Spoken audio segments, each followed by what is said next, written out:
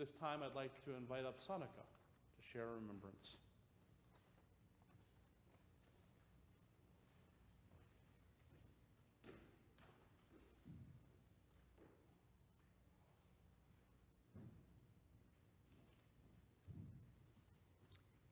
Thank you for coming. This is a eulogy is more about Kitty's testimony than it is a eulogy. Many people have heard it over the past 20 years or so.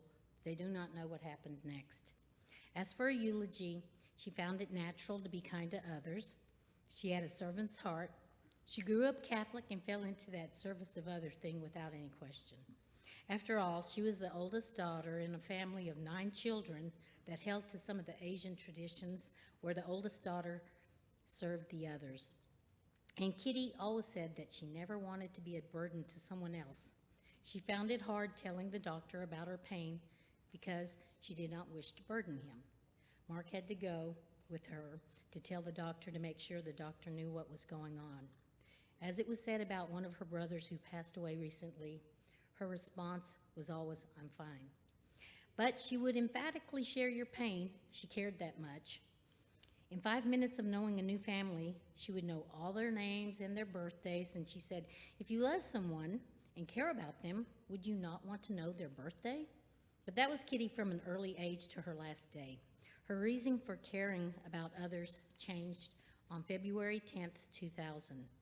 She had a stomach virus, and Mark had a contract to teach at a steel mill in Gary, Indiana.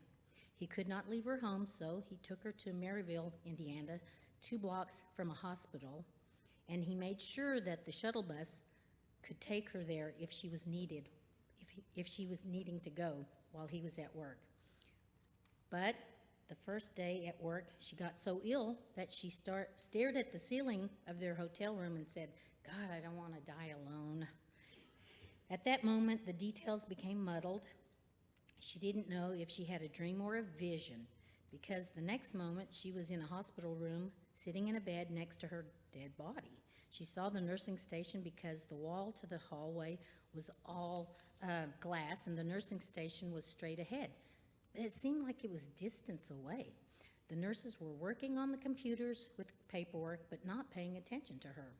She then noticed that she was sitting with her chin resting on her knees, something that a lot of us can't do now, and she couldn't for decades. And she noticed that her knees smelled like fresh cut flowers. Something possessed her to get a comb and start combing her hair.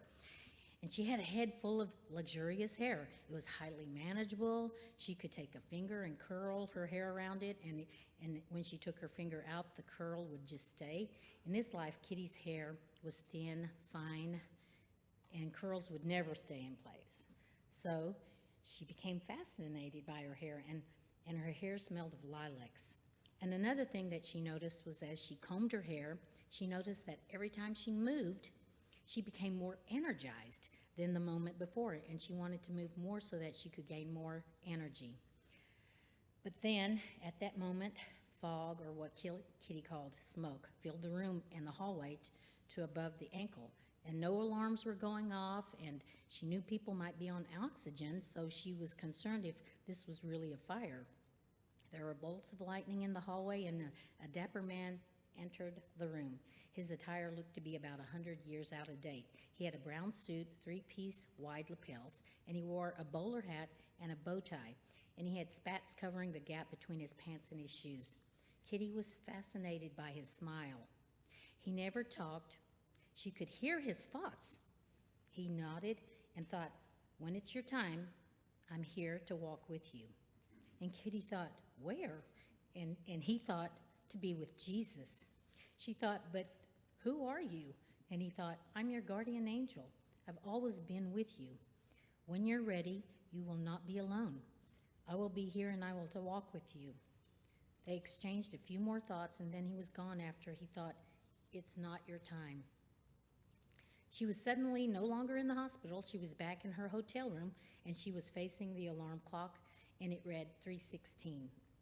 A little later, Mark walked into the hotel room. Instead of the usual greetings and asking how each other's day had been, Kitty explained, "Mark, God is real. Heaven is real. Jesus is ready to greet us when we get to heaven."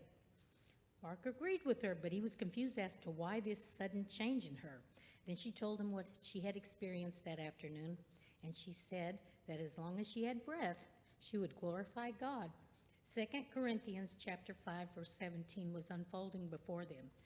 She was a new creation. Her behavior was much the same loving person who never met a stranger and could remember everyone's birthday. But now she had a purpose in what she did, to glorify God in everything. But when she finished talking about her vision, she asked, "I saw the clock, it said 3:16. What does that mean?" And Mark laughed. He said that she had read the Bible many times to children. It has to mean John 3:16.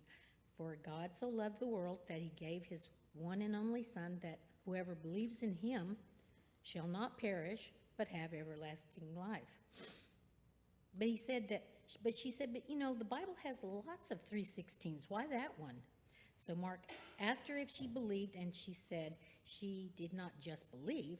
After that vision, she knew. There was no doubt.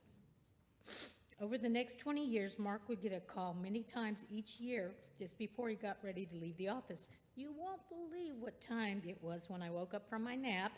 3:16. God still loves me. He is still taking care of me." But now, let's fast forward to the last couple of months ago. Kitty told Mark to go home and rest. He had a long day and it would be dark soon. Mark got a call from the nurse that they were doing an emergency surgery to install a pacemaker. Her pulse had suddenly slowed. She instructed him not to go to the hospital, but to stay near the phone, and the doctor would call in a few minutes. It was an hour later, and the doctor called and said she would not be alive by the time he got there. They had done all they could do. When Mark got there and was guided to the side of her bed, he looked beyond her into the hallway. She had been moved to the CCU, where the wall leading to the hallway was all glass, and what he saw beyond the glass wall was a nursing station. But that nursing station was not occupied. It was in the middle of the night on a Sunday morning. The nurses were huddled at the next nursing station, further beyond the one you could see out the glass wall. They paid no attention to her because she had already deceased. She was deceased, and they had paperwork to fill out. Everything was just like the vision a little over 23 years before.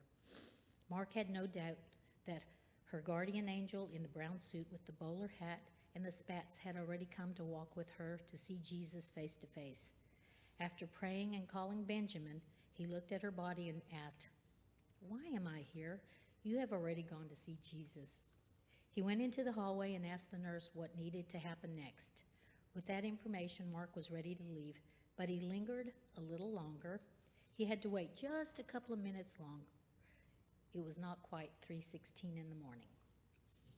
We're going to miss our sister very much, and I know you will too. Thank you all for coming.